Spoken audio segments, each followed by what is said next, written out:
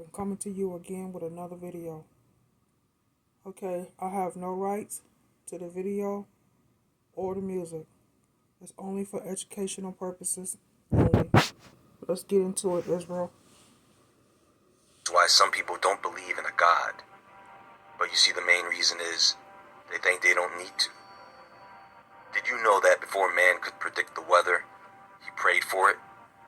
He didn't know how it worked. He just knew, for example, that if it rained when he needed it to, it was a blessing. But now that man has the knowledge, now that man has a better understanding of how the weather works, he doesn't need God, right? It's all natural. Is it? Is it really? Now, there are many ancient writings and artifacts that have made it into our library of knowledge about the world we live in, and the Bible is one of them. Whether you believe it to be true or not, it is part of our world history and it is very significant.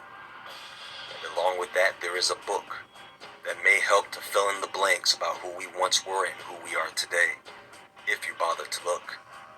And that, my friends, is, in the words of Rod Serling, submitted for your perusal, the Book of Enoch.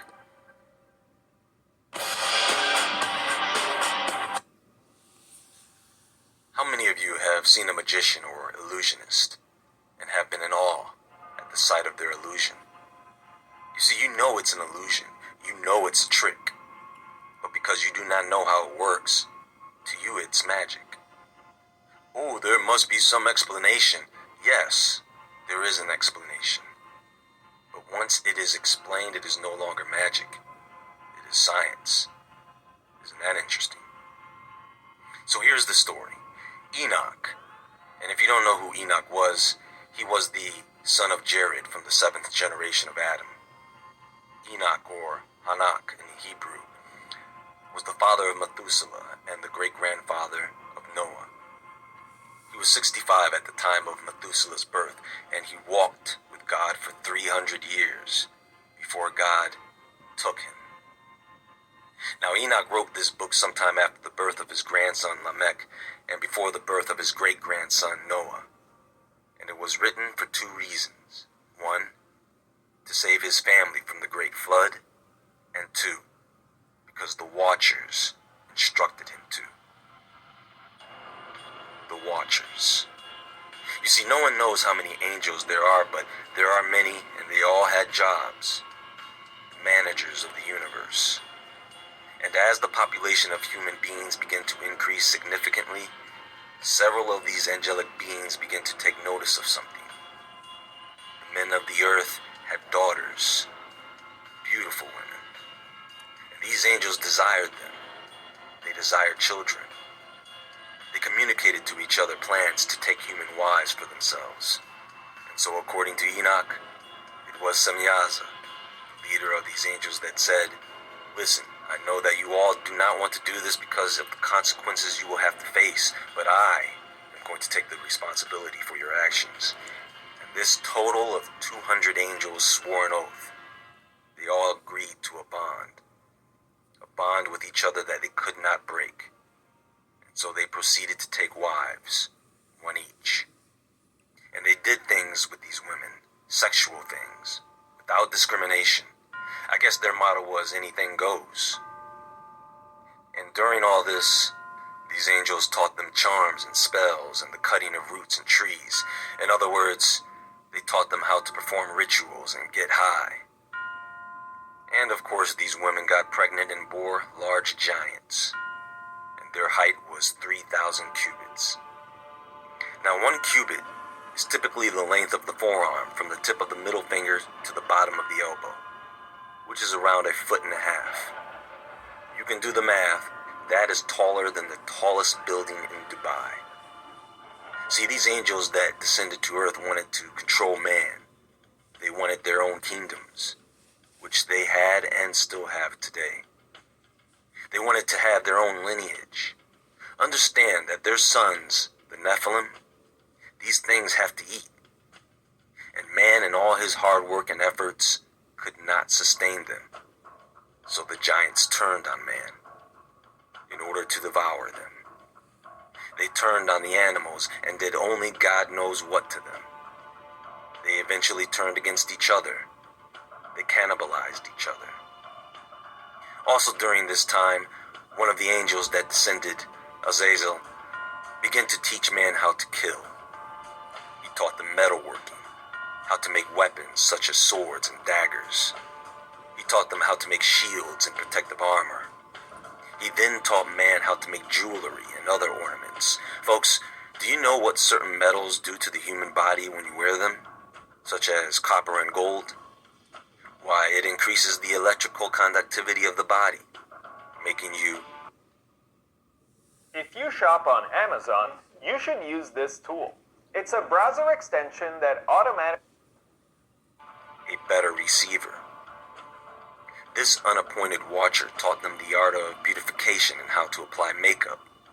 And this was the beginning of the total corruption of man. Some of the other angels taught men how to cast spells. They taught them astrology and the path of the moon. Think about it. Who do you think taught men how to communicate with spirits using rituals? You think men just came up with these rituals on their own, expecting them to work? So at this point, we have a world that is filled with corruption and bloodshed. So much so that some of the angels that remained in heaven knew that God was aware of this, and so they asked him what they should do about it.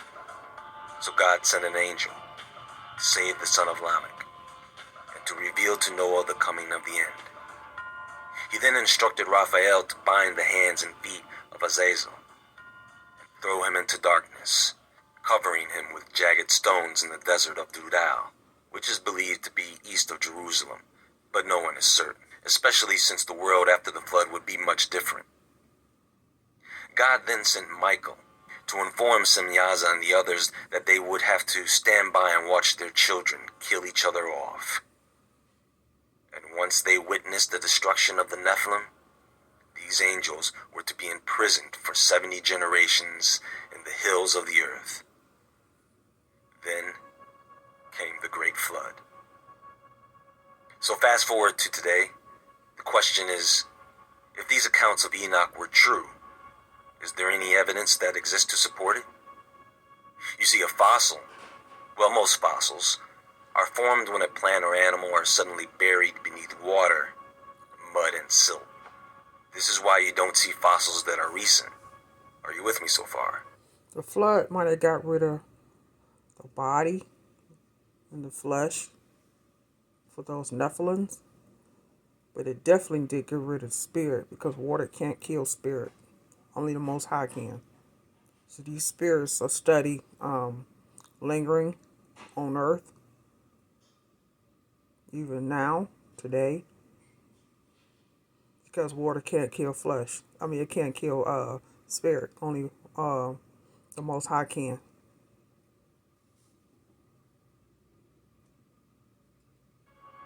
If you've been paying attention, you know that the number of giant skeletons that have been found as of today is in the thousands. Are they all a hoax?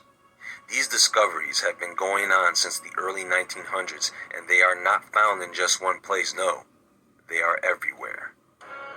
First off, folks, let me tell you something. When I say something is millions of years old, I am only reporting data from the scientists who determine these dates. It does not mean that I agree. I know better. You see, there are various methods to determining the age of a fossil. Unfortunately, the older something is, the less accurate the dating. And these dating methods are based on assumption. They assume uranium-238 has a half-life of about 4.5 billion years, based on a standard that was created back in 1971. Assuming that the uranium-238 to uranium-235 ratio has been constant since the forming of the Earth.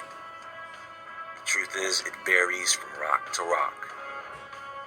How about explaining to me why they find carbon-14 in coal, diamond, and dinosaur bones, when carbon-14 has a half-life of 5,730 years?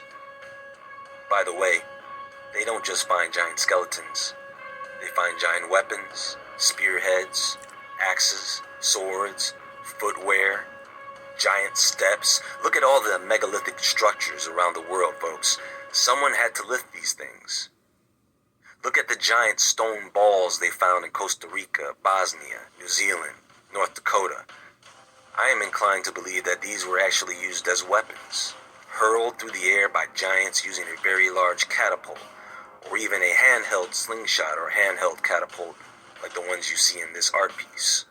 Some geologists actually want you to believe that some of these spheres are concretions formed naturally over millions of years. Come on, man. You know, I try to give geologists and other scientists a chance, but they always come up with this garbage. Now, if the Nephilim died off in the flood, it does not mean that their spirits, which were half angel, just vanished. What if the spirits of the Nephilim were released into the world to become what we know as evil spirits or demons?